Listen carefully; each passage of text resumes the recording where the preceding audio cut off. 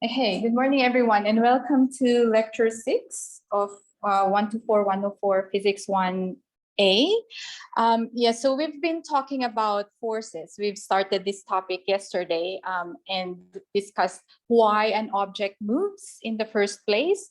So in today's lecture, we will essentially look at different scenarios where an object is acted upon by multiple forces, and we want to find the acceleration of the object, or we want to find one of the forces acting on the object. So today's lesson is just looking at different scenarios and doing problem solving, essentially. But this table, which summarizes the different forces that we learned yesterday, will come in handy.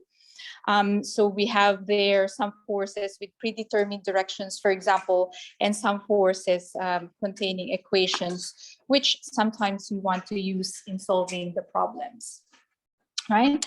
So when dealing with problems involving forces, the most important step, which is the first thing you need to do, is to first identify the object, of course. It's usually that thing who accelerates and where forces are being acted, where forces are acting on. So when we say object in physics, we're referring to everything. So sometimes you'll hear me referring to a person as an object. It's nothing malicious. It's just, we just mean it's the system that we are considering in the problem. Yeah, so that's the most important thing. Identify your object and draw the free body diagram, meaning show the forces that are acting on this object. Once you've drawn your free body diagram, okay, you then, if you see that there's a force that's diagonal in your free body diagram, then you have to decompose that force into its x and y components. Yeah, it's easier to work with forces along the horizontal and along the vertical rather than forces along the diagonal. Yeah, so if in your free body diagram from step 1, you see that a force is diagonal, your next step will be to get the x and y components of this diagonal force, defining, of course, your x and y axis first. And when we define x and y axis, we learn about frames of reference. We're free to choose which axis we assign.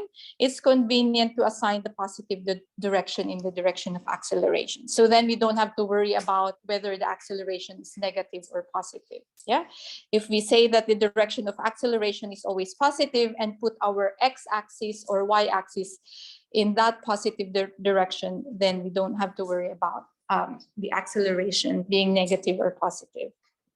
Okay, and once you have your x and y components, you then you are now in a good position to write Newton's second law of motion.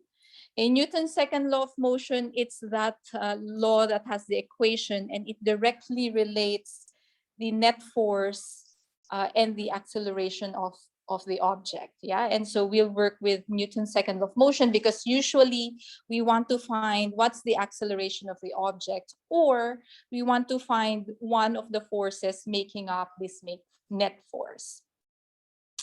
Right, just remember that when you apply Newton's second law of motion, you have to apply it independently along the x and along the y-axis. So you need to write sort of two equations.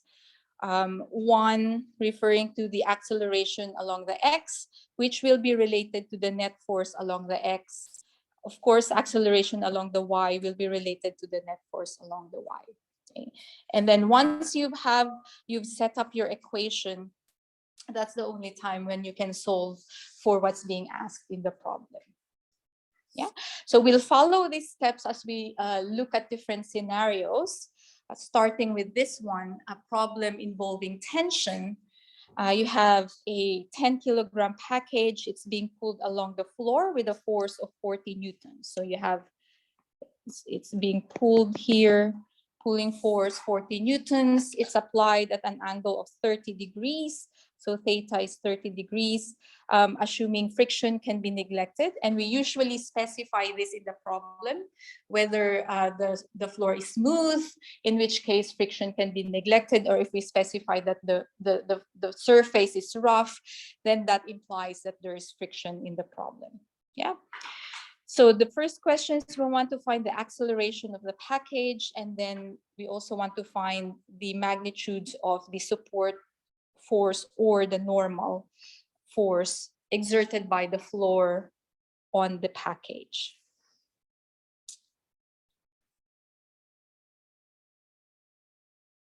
Right, so start thinking about the problem and how you would approach it if you were to solve for the acceleration and then the net force and then normal force.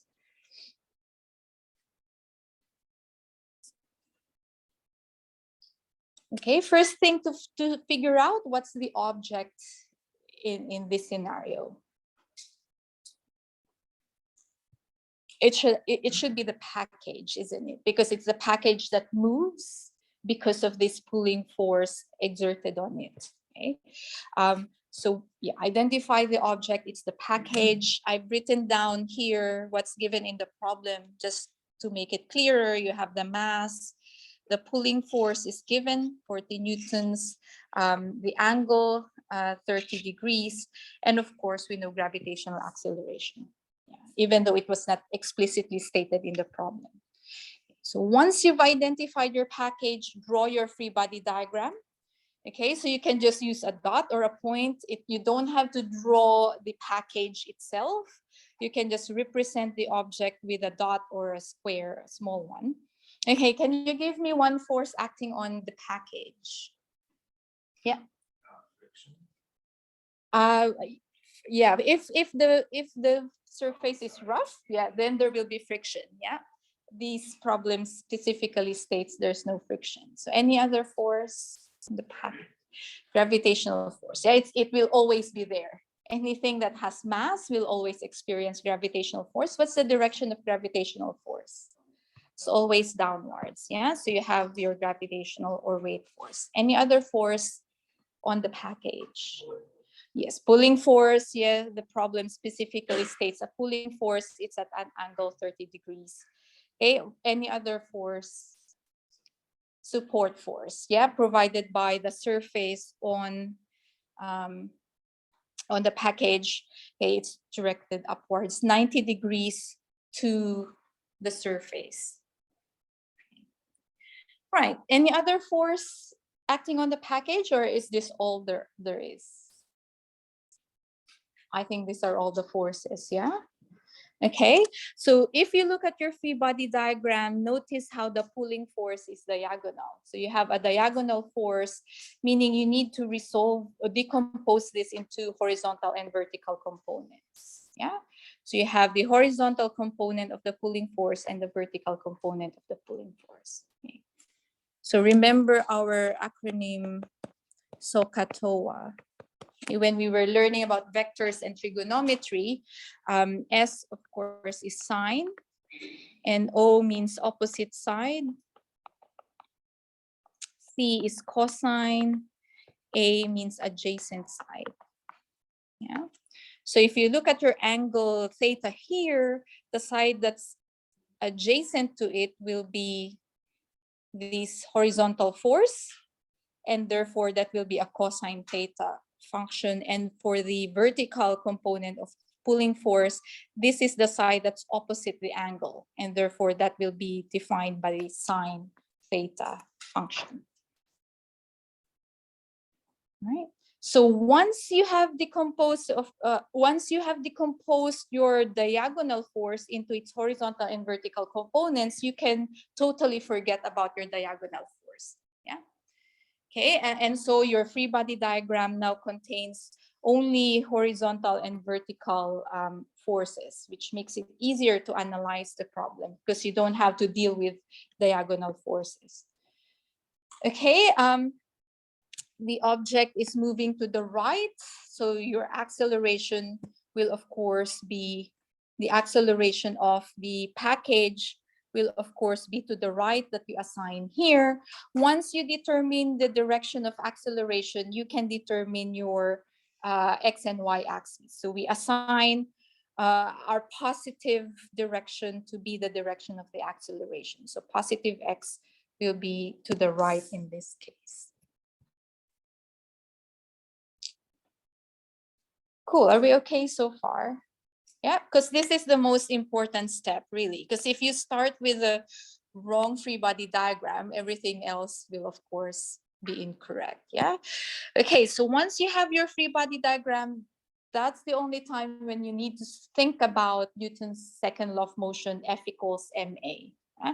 You want to find the acceleration. The acceleration is along the x. Okay, so that means you need to consider the net force along the x, because it's the net force along the x that will give you acceleration along the x. Right. You then have to think about the x component of the net force. In Newton's second law of motion, F net equals mass times acceleration. If you look at your free body diagram, there's only one force along the x component, isn't it? It's just the F full cosine theta. So that's just F full cosine theta is equal to mass times acceleration along the x. So what happened is that you have this equation. You have this equation from Newton's second law of motion. X component of net force equals mass times acceleration. The left-hand side, X component of net force, it's this whole thing. If you look at your free body diagram, there's only one force along the x axis. This is F full cosine theta. So this single force will serve as the net force along the x component. Okay? So the left-hand side of Newton's second law of motion will be F full cosine theta. The right-hand side, mass times acceleration, you sort of just carry that over and it goes into here. Okay. And you're looking at the acceleration along the x-axis, and hence mass times acceleration along the x. Okay, does that make sense? Yeah, because this is one of the disconnects that I often observe. Is you know Newton's second law of motion, but then you don't know how to deal with that in terms of the forces. Okay, so the left-hand side was just looking at all the net force along the x. Right-hand side is just carrying over mass times acceleration. Okay. Right, so from here you can now easily rearrange to solve for the acceleration. You know everything. Pulling force is given, the angle is given, and so is the mass. So you are able to solve the acceleration in this case.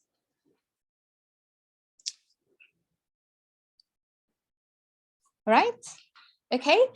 So now for the second question, you want to find the magnitude of the normal force or the support force, which is this force here. Okay. From our free body diagram, it's upwards and along the vertical.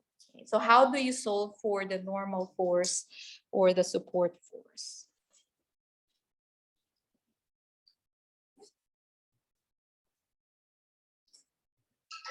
Yeah, we assign the y-axis to be this vertical axis, okay?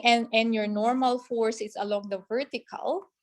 Therefore, you have to use the y component of Newton's second law of motion, right? Okay, so Newton's second law of motion says the y component of the net force is equal to the mass times acceleration along the y.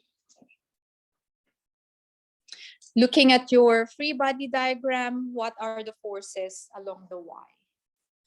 You have normal, weight, and F pull. Okay. Which of these three forces, normal force, weight force, and F pull, which of them will be negative when you write down your net force?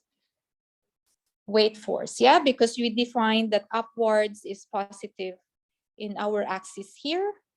Okay, so when you write down the y component of the net force, make sure to put a negative sign for the weight force over here.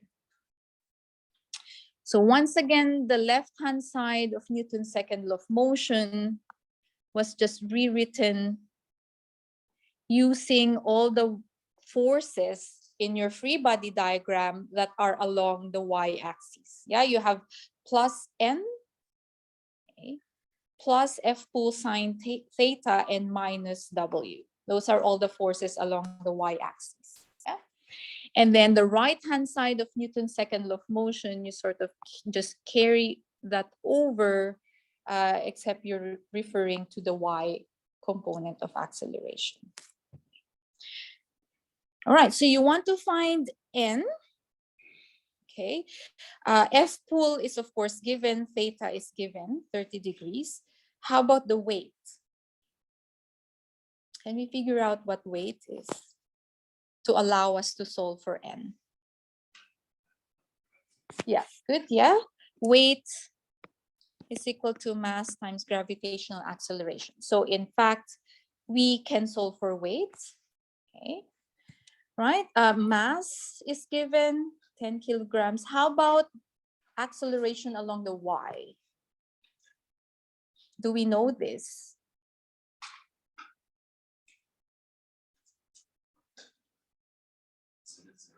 Yeah, it should be 0, right? Because your package is just moving along the floor, along the x. Yeah, your acceleration is just along the x, right? And hence your acceleration along the y should be 0. Yeah, and that will allow you to then solve for the normal force. Okay. Yeah, so the normal force, rearranging this equation here, weight minus F pool sine theta. You know everything, weight is mass times gravitational acceleration, F pool sine 30 degrees. So some calculators are fussy when you enter this. Some calculators will need a bracket here. Just be careful with that. But that would give you the normal force, 78 newtons.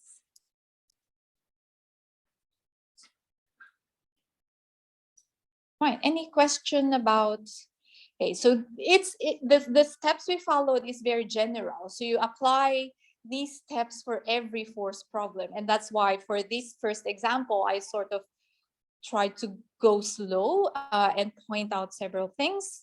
We'll look at the next example and hopefully it becomes to be automatic what we're trying to do. Okay. So any question before we move on? Are we okay at this point? Yeah, cool.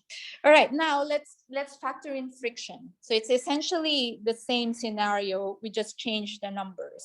Yeah, the mass is changed, the angle is different, but now we add in an opposing force, which is the frictional force.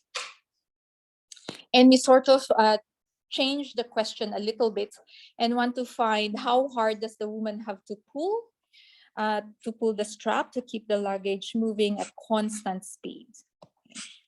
So you have this pulling force, which is what we want to find.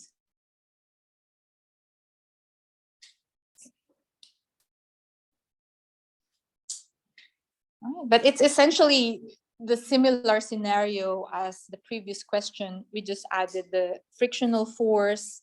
The speed is now constant and we want to find the pulling force. So as before, we identified the object, which is the luggage. It's the thing that will move, will experience this acceleration. I've again written down what's given in the problem to easily see. We need to find the pulling force. We have friction, angle, and M. Of course, we know G, 9.8 meters per second squared. Yeah, because it's exactly the same scenario, the free body diagram will look similar as before, right? You have the weight force downwards, normal force upwards, and then this pulling force that's at that angle theta. So as before, get the horizontal and vertical components of this pulling force, but this time you have this added frictional force. Okay. Right, so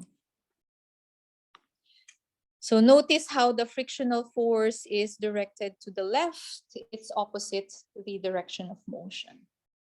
So friction is always opposite the direction of motion. So as before, once you've gotten the horizontal and vertical components of your diagonal vector, you can totally forget about your diagonal vector. And so you're only working with horizontal and vertical vectors from this point forward. Yeah, you have your acceleration still to the right, and notice how the frictional force is opposite the direction of acceleration. Okay, we want the pulling force. Should we consider the x components of Newton's second law of motion or the y component of Newton's second law of motion?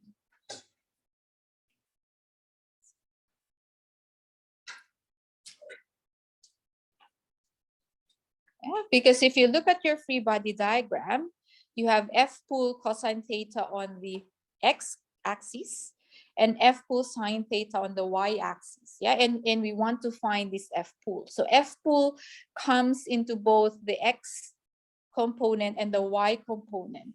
Okay? Which is the more sensible component to consider if we want to find F pull? Is it the x component or the y component? Yeah, if you look at your y component, there are a lot of forces along the y, right? You have N, W, and F pull sine theta. KW you can figure out, but the normal force you sort of don't know. It's not given in the problem. Yeah, so x component will be the sensible axis to use here.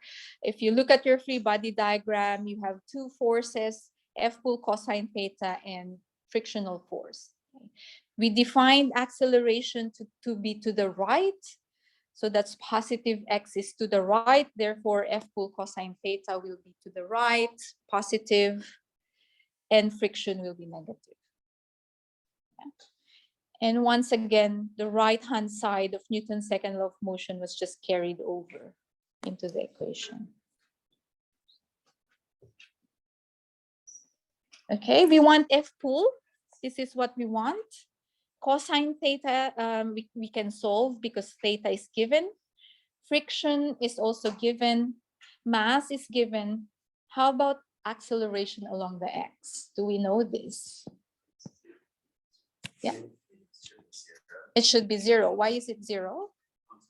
Very good. Yeah, constant speed means 0 acceleration. Yeah.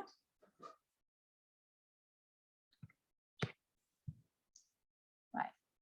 So then we have everything we need. We rearrange the equation and we solve for the pulling force. 24.5 newtons.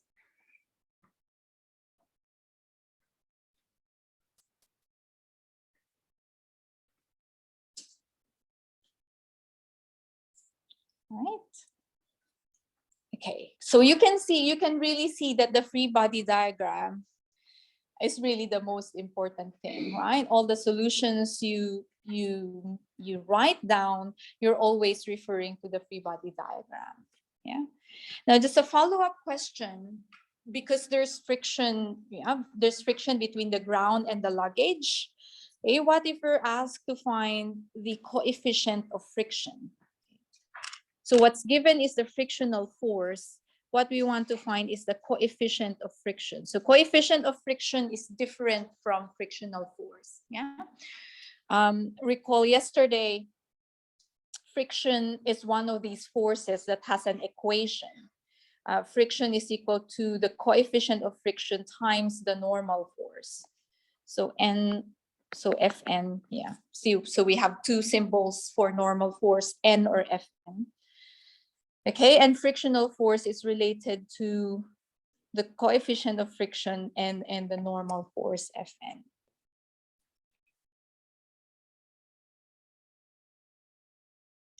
Right, so by this definition, since the coefficient of friction needs to use the normal force, that means that we need to find this normal force, which we don't know. And since the normal force is along the vertical axis, this gives us a clue that to find the normal force, we need to find the y component of the net force, okay, and use Newton's second law of motion. So y component of net force, looking at your free body diagram, you have three forces. Again, we defined positive y to be upwards, and hence F pull sine theta, which is upwards, and the normal force, they're both positive, and the weight force should be negative. So left-hand side of Newton's second law of motion is just adding up all the forces along the y-axis, and the right-hand side of Newton's second law of motion is just carried over from the equation. Right, what's the acceleration along the y again? We know it's 0. Yeah, there's no motion along the y, and that will allow us to solve for the normal force. Okay, weight is of course mass times gravitational acceleration. So you know the mass, g is constant. Okay, and you have the pulling force, which we solved from the previous problem, and the angle is given. So we know the normal force. Once we know the normal force, which is this, also this F sub n, we can find the coefficient of friction. The friction force is of course given, 21.3. Oh. All right, any questions so far? Okay. This would perhaps be the simplest ones, and then we sort of build up to more complicated scenarios. But just trying to get a feel first of, you know, how to apply Newton's second law of motion, referring to the free body diagram. Okay. All right. So if there's no question, let's look at this scenario. So sorry, this should be example 3, where now we have two tensions. So two ropes pulling on a boat. So there are two forces acting on the boat, and we choose, you know, our coordinate system so that it's centered along the direction of motion of the boat. We have here the x and y components are defined, so they're given to you in this case. And we have here the two forces. FA equals 14 newtons, FB equals 13 newtons. So this is sort of like the free body diagram, partial free body diagram that's provided to you in this problem.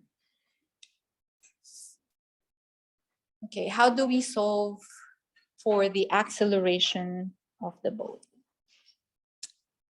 Okay, I just need to point out here that there are two other forces that are not shown in this free body diagram. Yeah, there is a weight force because the boat has a mass.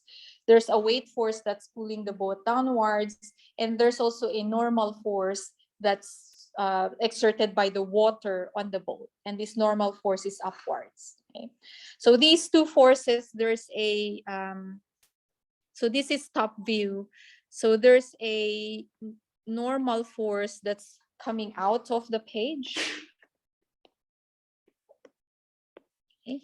And there is a weight force that's going into the page. We're looking at this top view of the boat. Yeah. So if you're looking at the top view, this is the boat on the water. You have weight force that's downwards, and you have support force between the surface of the water and the boat that's upwards. Okay. These two forces will cancel each other out because your boat is just moving along the surface. Okay, so essentially we're just looking at the effect of these two tension forces right here. All right. Okay, so free body diagram, it was partially given. You have normal for the FA and FB here. The axes were sort of given to you, x-axis and y-axis, x-axis along the horizontal, y-axis along the vertical. The boat, of course, intuitively, we know that the boat will move to the right, and so your acceleration is going to the right. Okay. You then have these two diagonal vectors. When you have diagonal vectors, what do you need to do? You need to get the X and Y components, yeah? Horizontal and vertical components. So let's do that for force FA.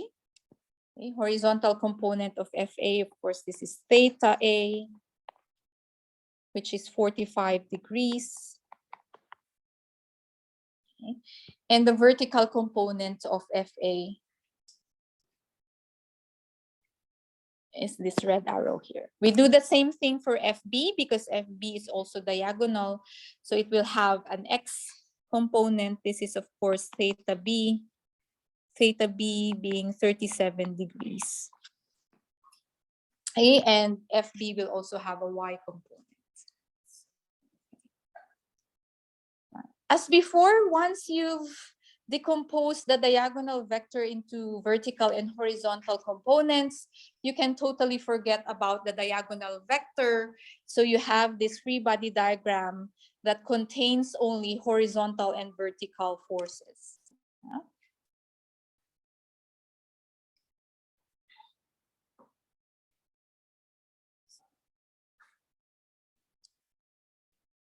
Right. Okay, so we now have to figure out what are the X components and the Y components. Remember, thinking forward, to get the acceleration, you need the net force, right? Because net force equals mass times acceleration. And so you need to get the net force along the horizontal and the net force along the vertical. And for you to get the net force, you need to figure out what are the X components of the forces and the Y components of the forces. Okay, so let's do the X components first. So that to get the X component of force A, do we use the sine theta function or the cosine theta function?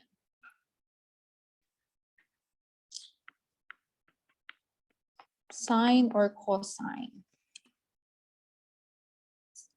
So X component is here on the horizontal and the angle is this angle. It's the cosine, yeah? Because the cosine uses the adjacent side. Adjacent side is the horizontal side. Okay. So FA cosine theta, substituting the numbers because we're given FA 40 newtons and we're given the angle 45 degrees. Okay. I use now the unit vector I hat because we're dealing with several with two X components essentially. You do the same thing for the X component of the force B. Okay, so force B is here. Again, you have this theta here. It's again a cosine theta function because the X component of force B is along the horizontal. It's the side adjacent to the angle theta B. So it has to be a cosine theta function. And just substituting what's given, FB is given, and the angle is also given, will give you FBX. Right? And once you have each of the X components, if you look at your free body diagram, you only have two forces along the X, and you already figured out what these forces are. Okay. You can then get the net force along the X. So net force along the X is just adding these two forces up. Notice they're in the same direction. They're both pointing to the right, as you can see also from your free body diagram. And also from your answers here, they're both in the positive I hat direction. So you simply add those two. 28.28 plus 23.96 will give you the net force along the x-axis. Right, and you do the same thing for the y-axis. This time using sine instead of cosine, right? So you have the y component for force A. The direction is positive j hat because if you look at your free body diagram, force A is pointing upwards. Yeah. Positive y is upwards. Okay. Right. For the y component of FB, this arrow here, this vector here, it's still the sine theta function. Okay, but this time, notice how your direction is now negative j hat. So if you look at your free body diagram, of course, your y component of FB is pointing downwards. Okay? Since we defined upwards to be positive, downwards has to be negative. Right? You only have two forces along the vertical, and hence you can get the net force along the y by adding these two vectors. Okay? When you're adding vectors, be conscious of the signs. This is a negative 18.05. So effectively, you're doing 28.28 minus 18.05 gives you 10.23 newtons for the net force along the y. And you have to put the direction as well.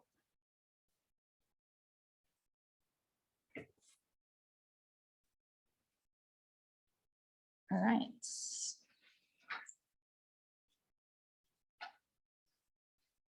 Are we okay up to this point? Yep, good. All right, so now you have net force along the x and net force along the y.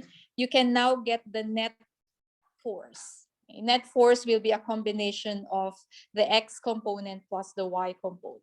Net x component plus net y component, which you already solved from here. Oops. So net fx, net yx, you solve from there. Okay. And once you have your net force, you can then use Newton's second law of motion to figure out the acceleration. It's net force divided by the mass. Okay. Your net force has x components and a y component to it. Just divide each component by the mass, 300 kilograms, which is given in the problem, and you get an acceleration that has both x component and y component, and you can leave your answer for acceleration as this. Yeah. If you want to go a step further, you can get the magnitude using Pythagoras theorem and the angle using tangent theta, but that's not necessary. Yeah, it's the same vector as leaving acceleration with the x and y components.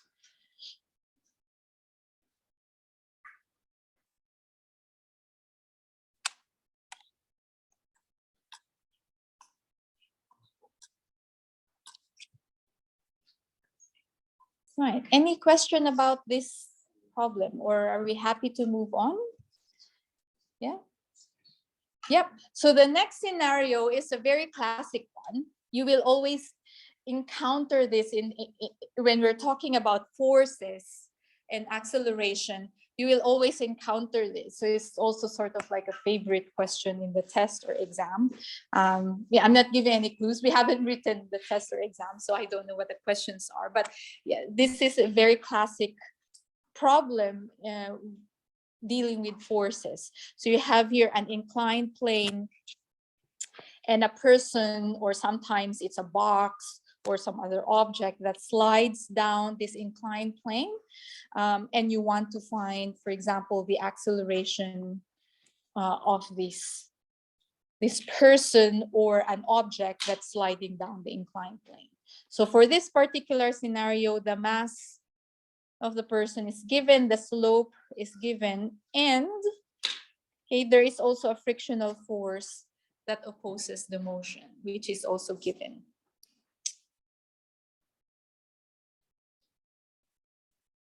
Right, which object should we consider here? It's a skier, right? It's whoever or whatever is moving, we consider this as the object. So your object is the skier. This one now, we said that the acceleration, we usually put that in the direction of one of the axes. So this is a very special case where this becomes important. Yeah. So you set your x-axis to be in the direction of the acceleration. We know the skier will slide down the slope, so the acceleration will follow the slope. Hence, your x-axis should also follow the slope. Okay. Your y-axis will, of course, be perpendicular to your x-axis. Right, then we draw the free body diagram. We know the skier has a mass. Anything that has mass has weight. That's always downwards. Okay, how about the normal force or the support force? What's the direction of the support force?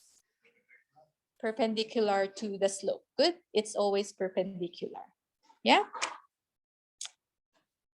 like so. Okay. And the problem specifically says there's friction. What's the direction of the frictional force? Should be up the slope, opposite the direction of acceleration. Yeah, so you have this free body diagram. These are all the forces acting on the skier.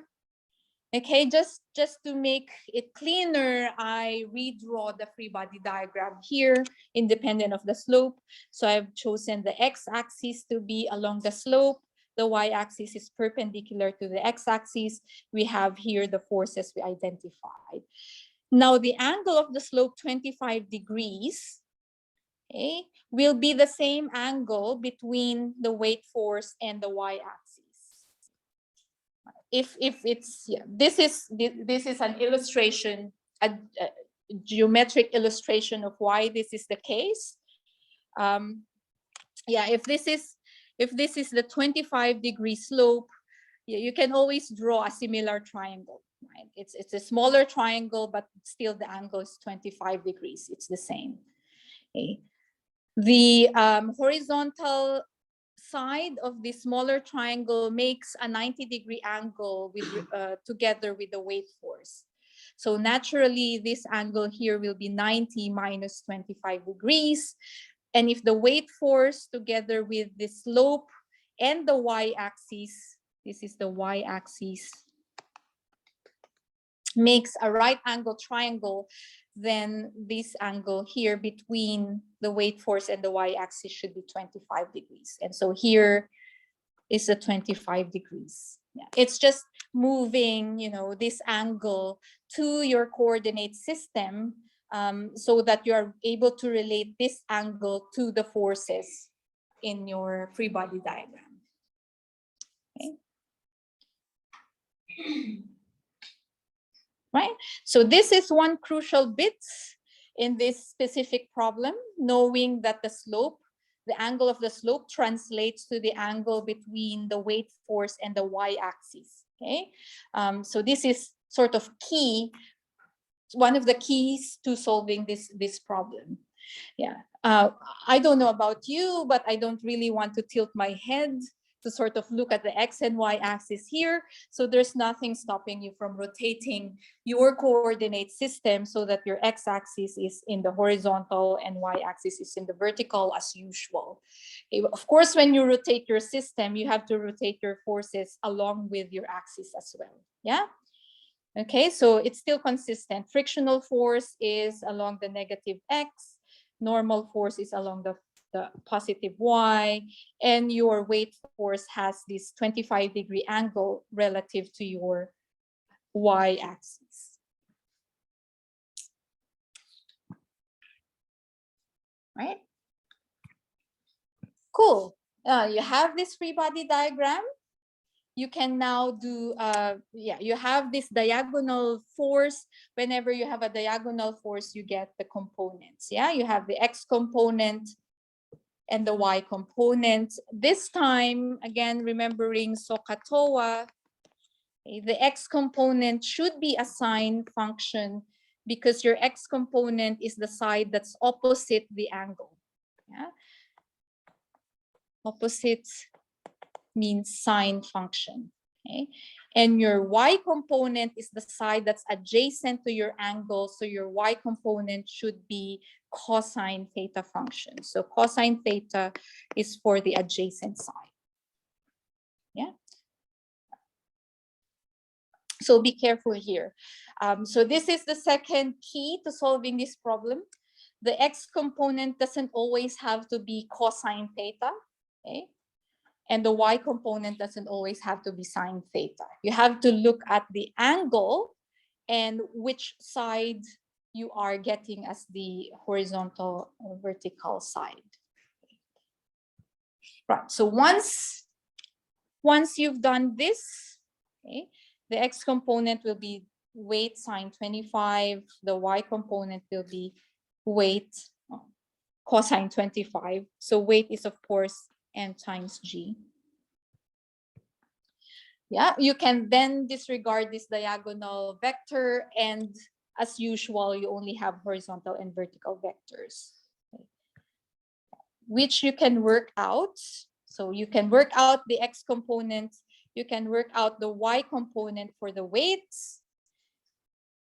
Okay, this is just rewriting everything. You've figured out the x components and the y components for the weight force. You can then, you're now in a good position to solve for the acceleration. The acceleration is, of course, along the x-axis. So you can use Newton's second law of motion along the x-axis. Yeah.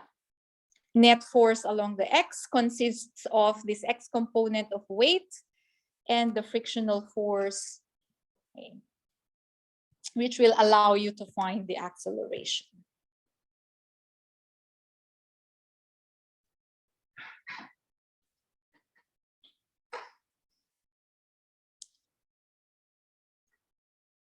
Right? If you want to find the normal force, then as before, because the normal force is along the vertical, you look at the vertical components, you only have two, normal force and the y component of the weight force.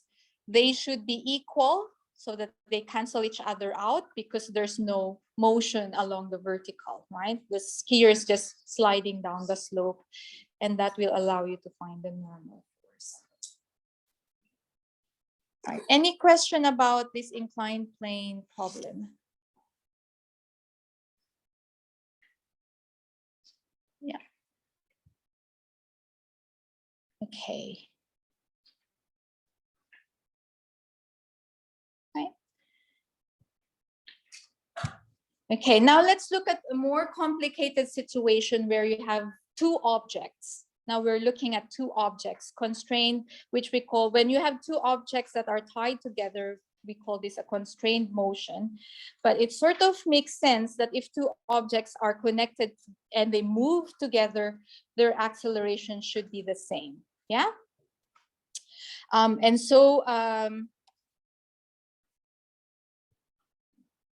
So I think, yeah, so when you have two objects, you have to draw the free body diagram for each of the objects here. That's the only difference between one object and two objects. Well, not the only difference, but this is one main difference. You have to draw your free body diagram for each of the objects here and analyze both objects. So if you want to determine the acceleration of the boxes, we note that from our free body diagram, we have these tension forces, which we don't know.